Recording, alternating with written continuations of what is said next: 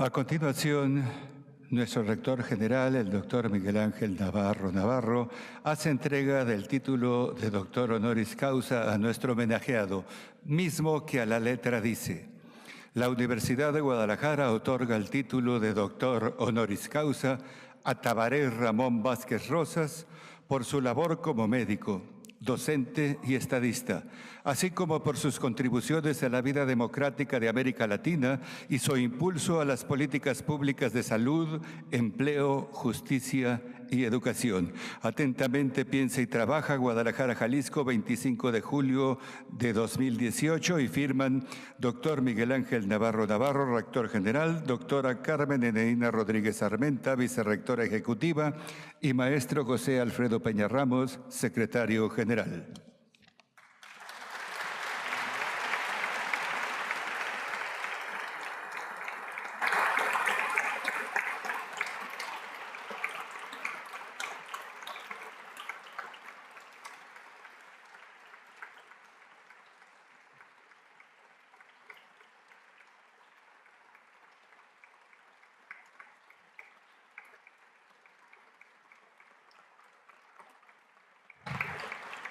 De igual forma, nuestro rector general impone al doctor Tabaré Ramón Vázquez Rosas la medalla conmemorativa de este acto.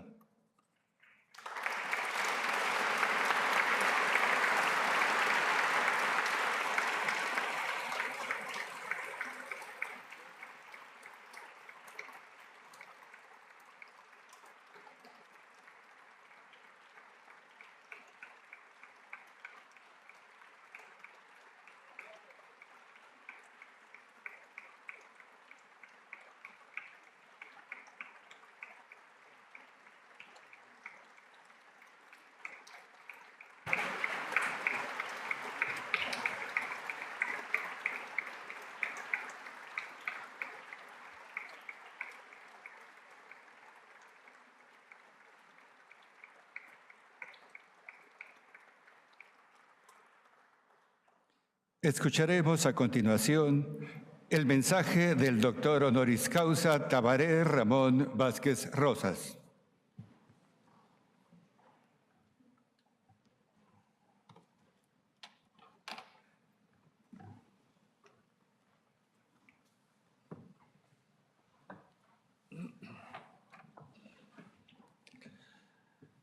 Muy buenos días para todas y todos ustedes. Es un honor para mí ocupar este podio y seguramente ustedes comprenderán la enorme emoción que me embarga en este momento al recibir tan alta distinción de esta tan gran casa de estudio, esta universidad reconocida como benemérita no solo aquí en este país, sino en nuestro planeta.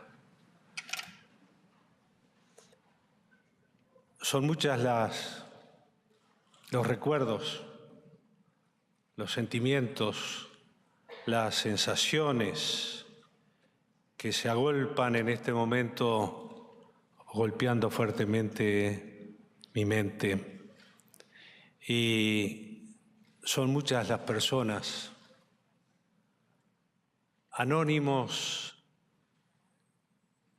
fundamentales, que hicieron posible que quien aquí está hoy humildemente presentándose ante ustedes llegara a esta situación tan distinguida. A todos ellos un recuerdo muy fuerte y muy sentido.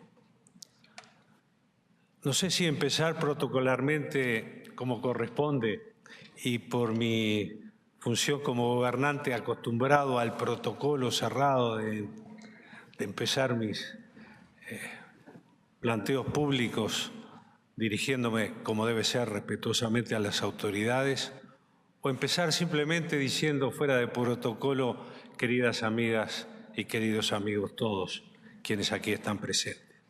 Pero permítanme cumplir con el protocolo, que lo hago también con mucho respeto y con mucho cariño. Señor Iscoat Bravo Padilla, rector general de la Benemérita Universidad de Guadalajara, autoridades del Consejo General Universitario y docentes, alumnos y funcionarios que integran esta comunidad académica, porque esos son las universidades, comunidades académicas.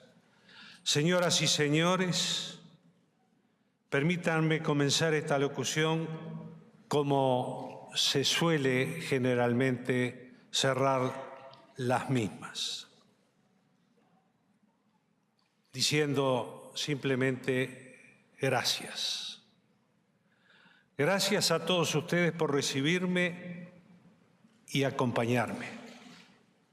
Ninguna universidad es insignificante, pero la Universidad de Guadalajara se destaca ampliamente en el contexto internacional, no solo por sus más de 2 siglos de trayectoria, lo cual no es poco tiempo en nuestra región, sino también porque dicha trayectoria ha estado y está estrechamente vinculada a este hermoso país, a México, como proyecto y proceso, porque al fin y al cabo, esos son las naciones, proyectos, procesos, construcciones históricas permanentes y, por cierto, hazañas humanas.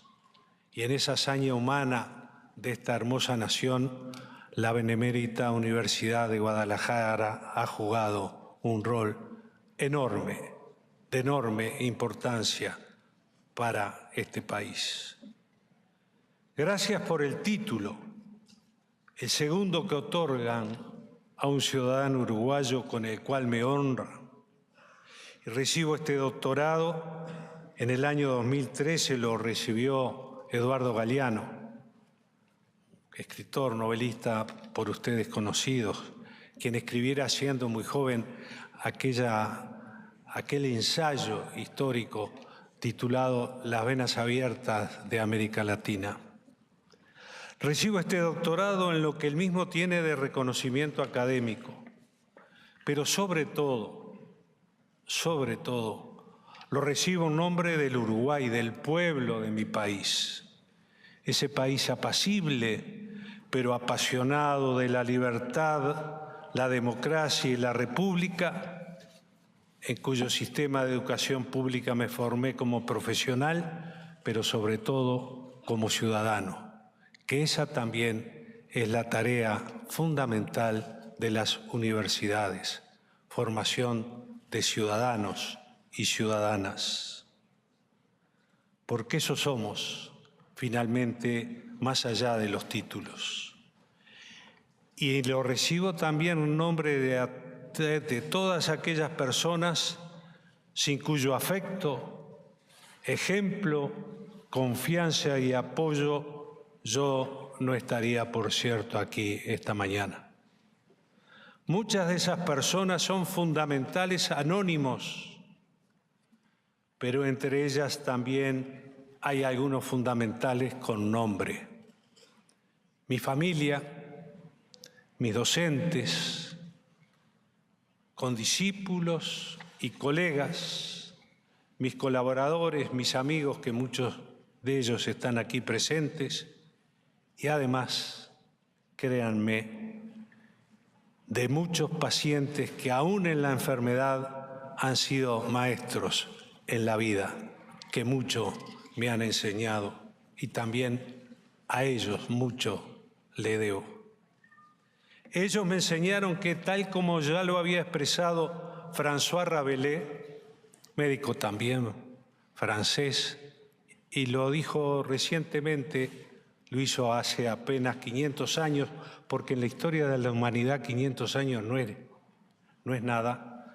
François Rabelais dijo: la ciencia sin conciencia es la ruina del alma.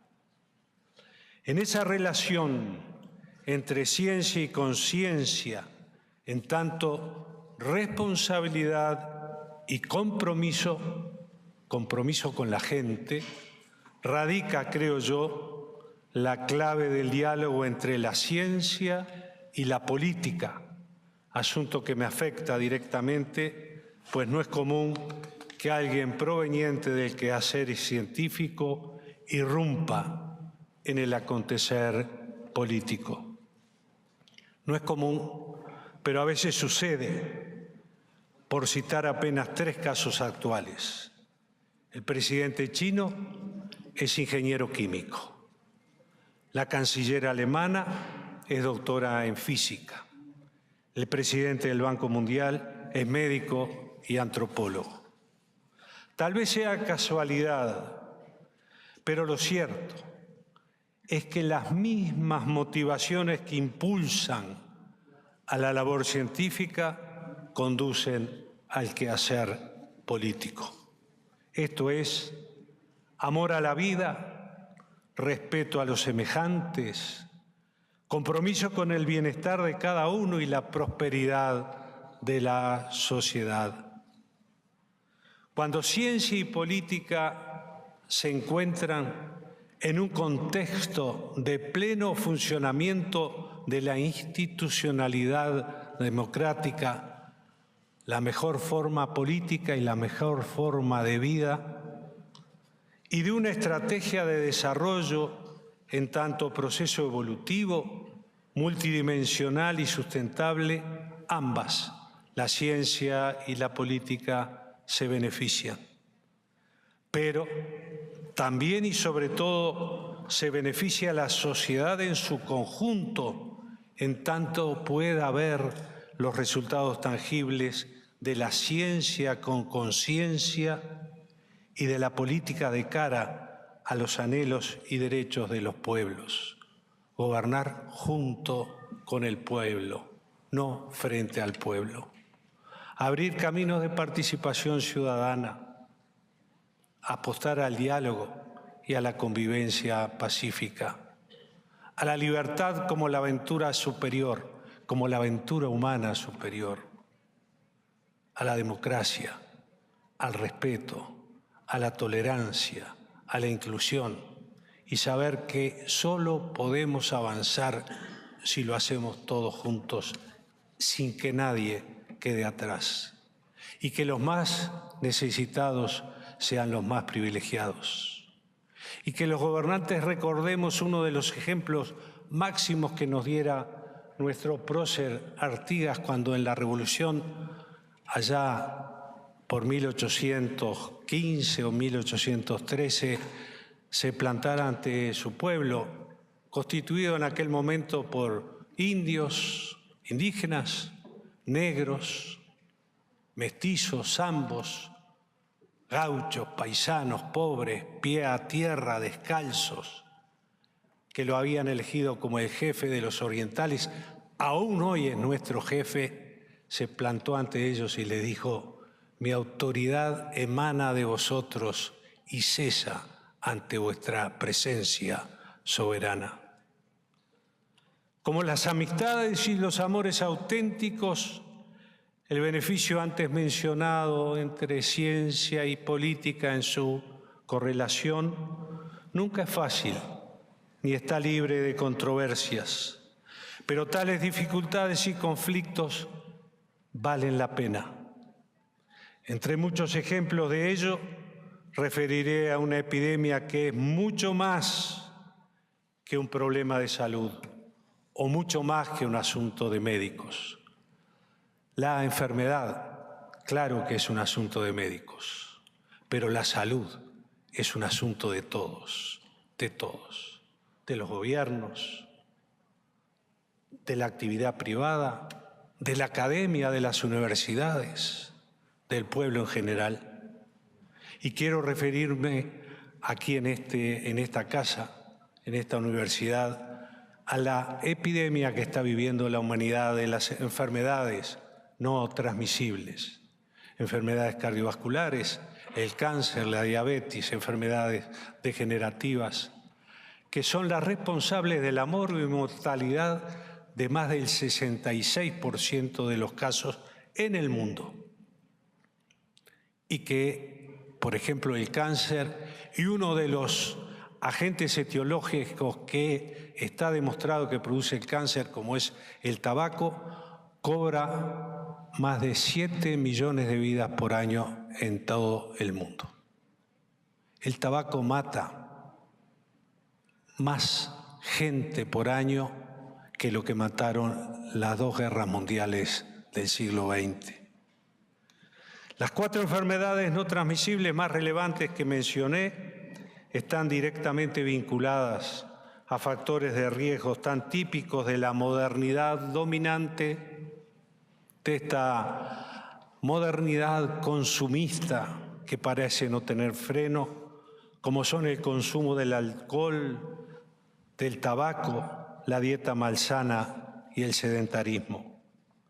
Las duras consecuencias de esta relación golpean cada vez más golpean en los países de ingresos medios y bajos y en las personas más pobres en todos los países del mundo. Esta es la realidad. Una vez más, una epidemia, una acción política lleva a que los pobres sean los que paguen las consecuencias.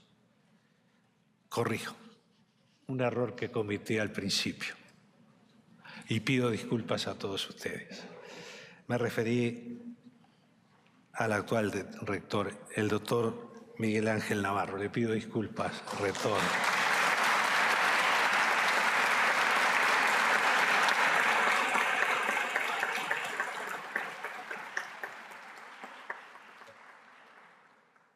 Creo que esto demuestra que el hombre y las mujeres y los hombres estamos condicionados genéticamente para el error.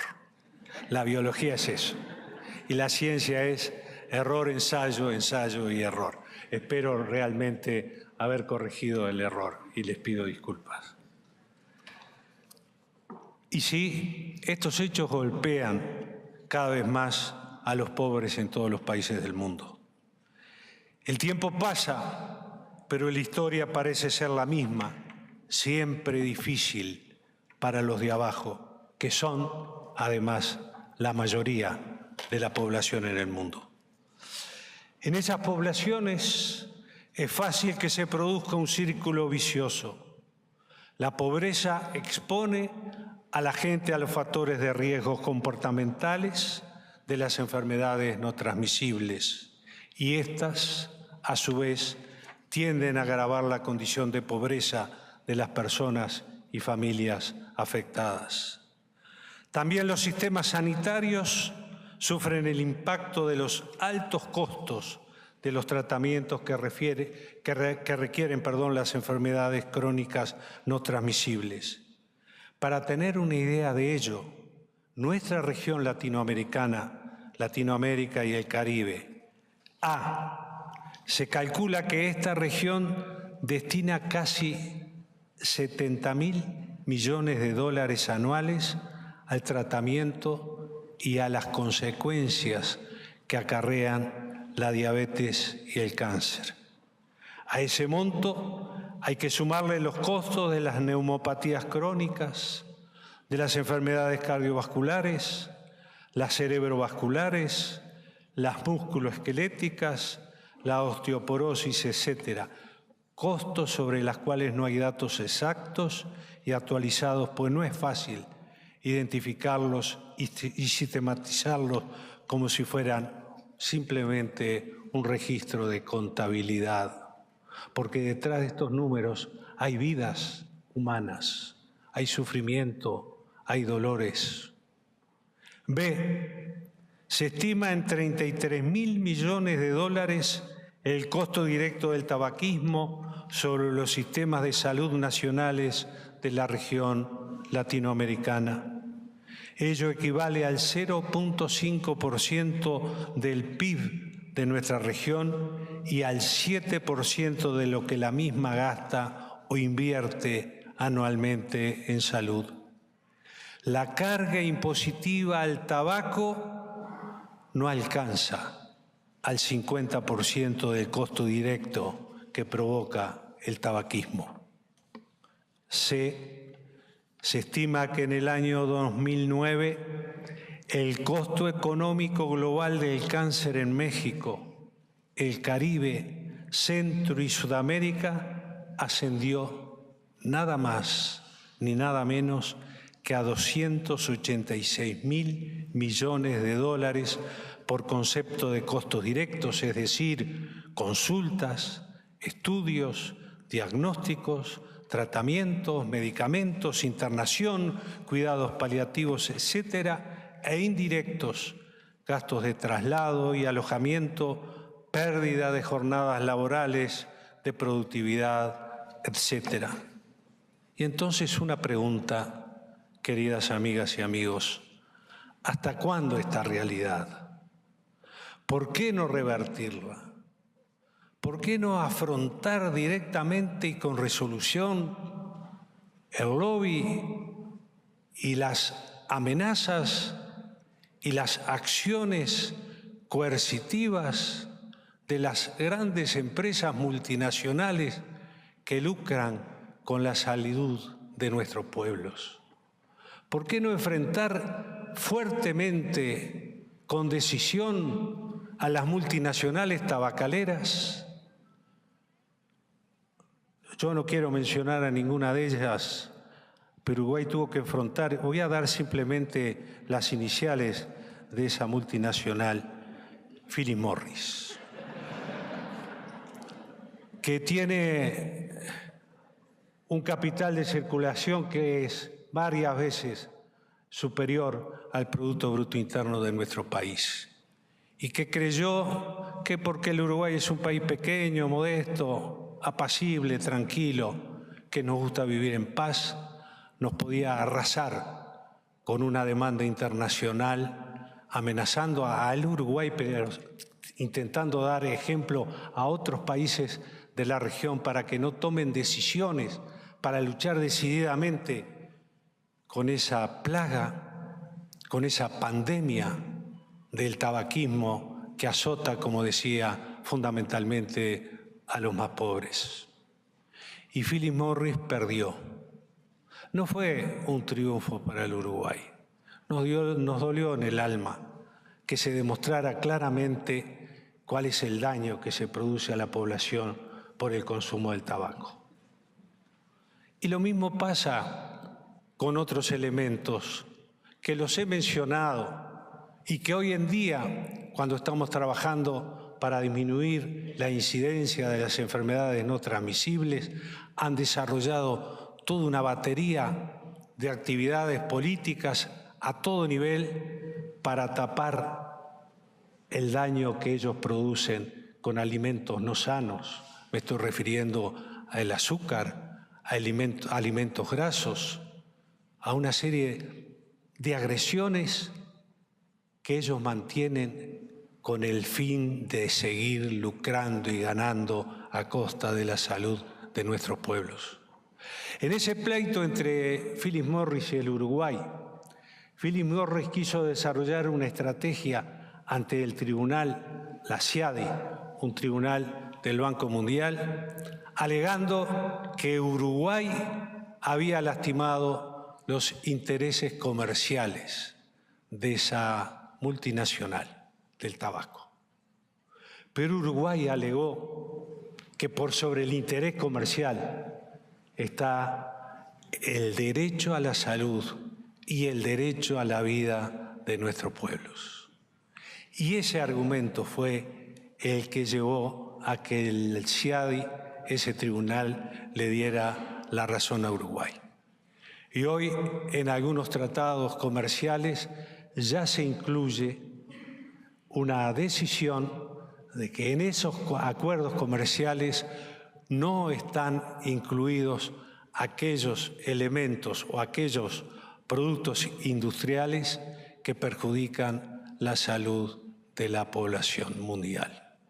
Esta es la alegría máxima que ha recibido Uruguay. Pero esta es la realidad que vivimos.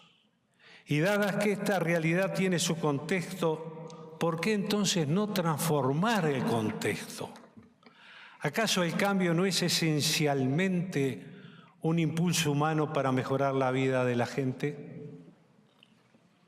Amigas y amigos, no pretendo responder estas preguntas aquí y ahora, pero permítanme decirles que la mejor forma que tengo de corresponder a este honor que ustedes me han concedido, a este título con el que me honra la Benemérita Universidad de Guadalajara y que ustedes tan generosamente me han acompañado, es modestamente continuar haciendo lo que ha motivado este reconocimiento.